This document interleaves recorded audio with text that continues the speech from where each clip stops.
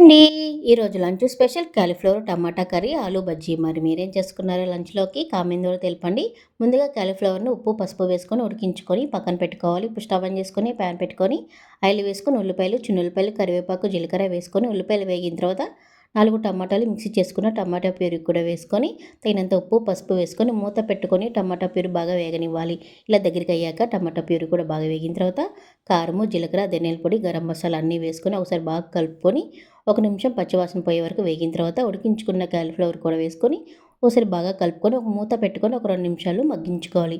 ఇలా మగ్గిన తర్వాత తగినన్ని వాటర్ కూడా పోసుకొని మూత పెట్టుకొని ఒక 2 నిమిషాలు ఉడికించుకుంటే కాలీఫ్లవర్కి ఉప్పు, కారం అన్నీ మసాలా అంతా పడుతుంది. ఇలా ఉడికిన తర్వాత చివరిలో కొంచెం కొత్తిమీర వేసుకొని ఉప్పు, కారం, పులుపు అన్ని అడ్జస్ట్ చేసుకొని స్టవ్ చేసుకొని సర్వ్ చేసుకుంటే ఎంత టేస్టీగా కాలీఫ్లవర్ టమాటా కర్రీ రెడీ. అలాగే ఆలూ బజ్జీ కూడా వేశాను. ఇలా వేడివేడిగా సర్వ్ చేసుకోండి. ఈ వీడియో నచ్చితే లైక్ చేయండి, షేర్ చేయండి, సబ్స్క్రైబ్